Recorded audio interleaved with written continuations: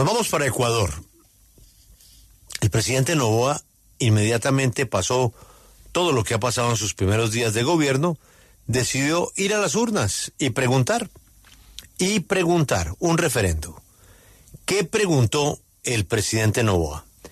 Que se permita el apoyo complementario de las Fuerzas Armadas a la policía para combatir el crimen organizado. 73% le dijo sí. Permitir la extradición. 65% le dijo sí. Establecer judicaturas especializadas en materia constitucional. 60% le dijo sí. Reconocer el arbitraje internacional para solucionar controversias e inversión y controversias comerciales. El 65% le dijo no. Establecer el contrato de trabajo a plazo fijo y por horas. 69% le dijo no. Que las Fuerzas Armadas realicen controles de armas en los accesos a las cárceles. 71% le dijo sí. Incremento de penas para 10 delitos como terrorismo, narcotráfico y sicariato. 68% le dijo sí. Eliminación de rebajas de penas para los condenados por terrorismo. 68% le dijo sí. Que la fuerza pública pueda utilizar de inmediato las armas incautadas. Le dijo sí el 65%. Tipificar el delito de tenencia o porte de armas de uso privativo de militares y policías. 65% le dijo sí. Simplificar el procedimiento de la ley de extinción de dominio para que el Estado pase a ser titular de los bienes de origen ilícito o injustificado incautados. 62% dijo sí. ¿Qué cantidad de escenarios tan parecidos a los que vive Colombia y que no tienen este referendo? Las enmiendas constitucionales aquí votadas entran en vigencia cuando los resultados sean publicados en el diario oficial. En Ecuador se llama registro oficial. Señor exministro del Interior, entre 2022 y 2023, en el gobierno del presidente Guillermo Lasso, don Juan Zapata, buenos días. Buenos días, un saludo cariñoso desde acá a la mitad del mundo y gracias por la entrevista. Señor ministro, ¿esta es la solución que necesita Ecuador? Bueno, mire, es gran parte de lo que necesita el Ecuador, lo que el pueblo ecuatoriano ayer se ha manifestado, como usted ve, prácticamente aquí tenemos que dar un mensaje claro, ¿no? La gente está cansada del tema de la inseguridad y para el ecuatoriano el principal problema es justamente la inseguridad. Por lo tanto, como usted ve, todo este apoyo que ha tenido y que debería haber sido inclusive mayor, ¿no? Porque todavía no logro entender cómo alguien puede estar en contra de que Fuerzas Armadas apoyen a la policía o de que los delincuentes son requeridos, por ejemplo, en otros países, especialmente Estados Unidos, sean extraditados. Es decir, hay temas que son hasta de sentido común y obvios. Sin embargo, hay un respaldo, el pueblo lo ha dicho que sí. Es parte de esto, obviamente no es toda la solución, pero sí era algo que nosotros lo veníamos diciendo inclusive en nuestra administración, porque mire, solamente poner el caso de que tuvimos 23,000 armas incautadas y que muchas de las armas, porque para eso tiene que haber un protocolo, no es que todas las armas tienen que pasar a la policía y Fuerzas Armadas, son aquellas que no están involucradas en un delito. Pero acá se han incautado inclusive armas nuevas, ¿no? Que han sido enviadas desde, especialmente Estados Unidos o el traslado que tiene por la frontera sur y que son armadas acá en el Ecuador, que son absolutamente nuevos y son de poder de fuego como fusiles. Eso es lógico que ya pase a manos de policía y Fuerzas Armadas, o los bienes que son incautados y que son producto de estas economías ilegales, es lógico entender que debe pasar al Estado. Por lo tanto, ha sido un gran paso. Sin embargo, vienen los siguientes, que es el tema de mejorar la logística tanto para la fuerza pública, el tema de que la institucionalidad, porque de nada sacamos con leyes que sean las adecuadas y nosotros vamos a seguir mirando que gran sector de la justicia está contaminada, como los casos Metástasis, que ya vemos cómo salían estas, y por eso es que también esta pregunta fundamental de que no sean diga usted, por ejemplo, un juez de tránsito que dé una libertad a uno de los capos del narcotráfico. Eso se ha dado acá en el país. Entonces, me parece que son muy buenos resultados los de ayer, pero vuelvo a insistir, no es la solución entera. Y aquí vienen otros temas que hay que seguir trabajando, ¿no? Sí, señor Zapata, en febrero del 2023 del año pasado, en el gobierno del presidente Guillermo Lasso, se hizo una consulta similar que tenía 8 puntos. Dentro de estos 8 puntos estaba el tema de la extradición y en ese momento la ciudadanía votó en contra de que pues se permitiera. A diferencia de ayer, que el 65% aprobó esta medida. ¿Qué fue determinante en el país para este cambio en la opinión pública?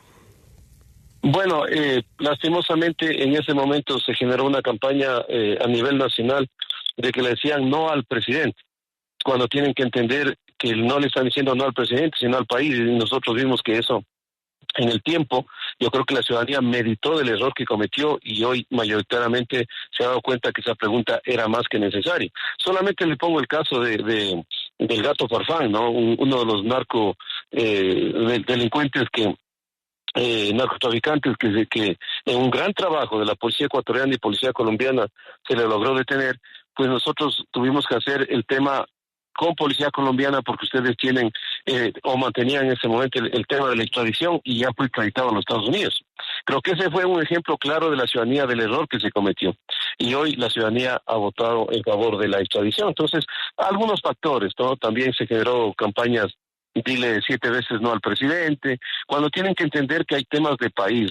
Lo de ayer mismo, hay mucha gente que entendió, mire, acá en Ecuador estamos viviendo unos apagones que ha generado complicación en la ciudadanía. Sin embargo, la ciudadanía ha sido madura y no es que por hacer una respuesta negativa o hacer un reclamo al presidente por los apagones le iba a votar. No, la gente maduró y entendió que el principal problema del Ecuador es la seguridad y hay que votar responsablemente. Y por eso es que de las 11 preguntas, 9 eran de seguridad, las 9 ganan y las otras 2, obviamente, ahí está también la meditación del voto de la gente, pues decidieron que no. ¿Cree que este resultado le da un respiro al presidente Noboa? Porque a pesar de que él comenzó su gestión con gran popularidad en los últimos días, esos cortes energéticos que usted mencionaba, el aumento de los crímenes violentos, las extorsiones, los secuestros, habían venido dañando esa buena percepción que había dentro del Ecuador del mandatario. ¿Esto puede ayudarlo a mejorar su imagen, a recobrar esa buena imagen que tenía en el comienzo, o por el contrario, va a generar mucha expectativa de lo que pueda lograr hacer gracias a ese referéndum? Mire, le da un respiro, sí. Sin embargo, tenemos que entender que el país, y eso es lo que nosotros pedíamos, no tiene que generar una cohesión nacional.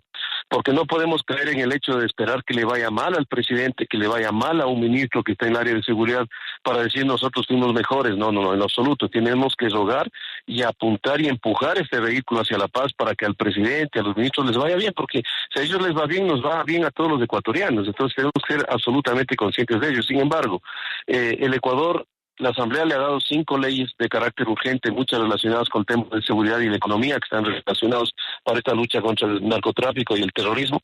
Le apoyó en el incremento de 3% del IVA porque no hemos tenido reacciones negativas. Es decir, ha habido un apoyo y le apoya en la consulta. Pero sin embargo el Ecuador obviamente va a estar a la expectativa de los resultados. Entonces mucho fortalecerá el tema de los resultados que existan para que el presidente vaya fortaleciendo esa imagen. Esperemos que le vaya bien. Vuelvo a insistir, tenemos que todos apuntar a ese mismo lado. Eso no es un tema de... La seguridad es una camiseta única. No podemos politizar la seguridad porque mire las complicaciones que estamos teniendo con negocios cerrando, con una migración que va creciendo, con turismo que el Ecuador va perdiendo por temas de inseguridad. En 3 meses, este último mes han sido asesinados 3 alcaldes. De eso me parece que ha calado mucho en el ciudadano. Entonces hoy el ciudadano efectivamente va a estar a la expectativa de que tengamos resultados. Ahora también hay que decirle al país que estamos enfrentando crimen organizado, no es delincuencia común. Esto creció desde hace 20 años, por lo tanto tenemos 21 grupos de delincuencia organizada con todo el poder de fuego, con toda la economía ilegal, y no es que esto se va a solucionar de un mes al otro. También hay que darle la paciencia y el tiempo al gobierno para que pueda tener esos resultados y ojalá Ecuador vuelva a ser ese país de paz que siempre estuvimos, ¿no? Entonces vamos a estar pendientes de aquello. Miren, por ejemplo, generó tanta expectativa la consulta popular que prácticamente el fallecimiento especialmente de los dos alcaldes que fueron en 48 horas en el Ecuador no tuvo la magnitud que cuando asesinaron al alcalde de Manta o a otro alcalde de un cantón de Manavita también, que fue hace aproximadamente un mes. Es porque la gente le generó mucha expectativa de San Vicente, que es un cantón acá de Manaví, y le está metiendo mucha esperanza a la consulta popular. Esperemos que esa esperanza sea devuelta con resultados. Yo estoy seguro que así será. Tenemos una gran policía, un ejército que está trabajando de la mano y que esperemos resultados. Vuelvo a repetir, esto no es de a corto plazo. Esto es mediano y largo plazo, pero hay que empezar y se ha empezado, creo que con paso firme, ¿no? Sí, señor exministro, actualmente en Ecuador hay una crisis carcelaria más que evidente, es una de las principales preocupaciones en los últimos años incluso. De hecho, hoy se recapturó uno de los capos más importantes del país, pero sigue libre otro de los más importantes, como lo es alias Fito. El sistema ecuatoriano carcelario y penal es lo suficientemente robusto como para que la no rebaja de penas a algunos condenados por unos crímenes muy específicos, como lo es el terrorismo u otros, no lo afecte aún más y no llega a colapsar aún más de lo que ya se puede decir ha colapsado en ocasiones anteriores? El sistema carcelario ecuatoriano es débil. Nosotros no podemos desconocer que el SNAI, que es la institución que está a cargo del sistema de cárceles, es una institución que ya fue rebasada de lejos, ¿no? Y lastimosamente penetrada por el crimen organizado. Miren cómo en mi tiempo también teníamos que hacer esfuerzos porque tenemos muchos problemas a nivel país. Sin embargo, había que enviar miles de policías y militares al control de cárceles. El problema era cómo sosteníamos, porque cuando el ejército y la policía ingresaba, obviamente se tomaba el control de las cárceles, pero por norma nosotros no podíamos estar de manera permanente. Por eso es la importancia de la aprobación de estas normas, que ya permite que las Fuerzas Armadas, ya no solamente en casos de un estado de emergencia carcelario puedan ingresar, sino ya en una normalidad. Eso va a permitir que obviamente las cárceles tengan el control. El SNAI tiene que ser un organismo absolutamente cambiado, que dependa de alguno de los ministerios, porque no depende, es autónomo, y que sobre todo tenga la fortaleza operativa como lo está haciendo el día de hoy. Sí. Ahora, el tema es hasta cuándo se puede mantener la capacidad operativa, porque los problemas tenemos en un sinnúmero de lugares. Y usted decía algo también, el tema de las rebajas de penas. Imagínense nosotros para trasladarle a Fito, que es el que se escapó hace pocos meses, nos costó 4,000 policías y militares en un operativo sin precedentes por la magnitud del evento. Pero un juez, ya vemos cómo se manejaban estas decisiones judiciales, a través de una sentencia nos ordenó que le retornemos a la cárcel de donde él obviamente luego escapó, porque él estaba en La Roca, ¿no? Entonces, esas cosas son las que tenemos que cambiar, la impunidad que ha habido aquí en el país. Sí. Ustedes lo vivieron también, ¿no? Cómo el narcotráfico penetra instituciones y sobre todo generan estas acciones que los esfuerzos que uno puede hacer pues se ven botados a saco roto cuando tenemos jueces como estos jueces que nos generaban este tipo de acciones, ¿no? Este referéndum, como decíamos, era una prueba a la popularidad de Noboa también, entre otras cosas. ¿Cree que la detención de Jorge Glass en la Embajada de México, o que no lo haya perjudicado, digamos, en este referéndum, quiere decir que dentro de Ecuador están de acuerdo con esta detención que fue tan criticada por la comunidad internacional? ¿Dentro de Ecuador ven con buenos ojos esta detención?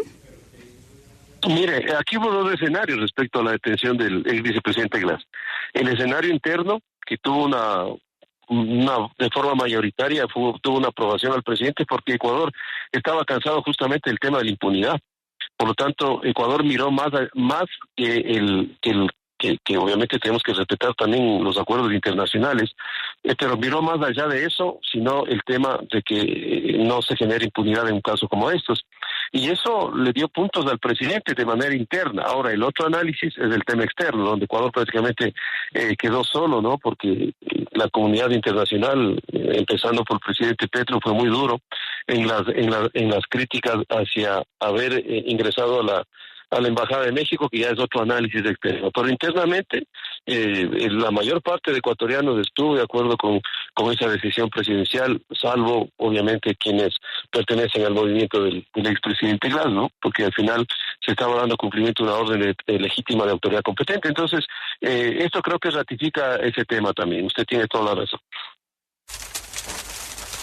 Señores ministro Zapata, gracias por atendernos y ojalá que vengan los mejores días para su país. Amén, muchísimas gracias. Un abrazo para los hermanos colombianos. Muchas gracias.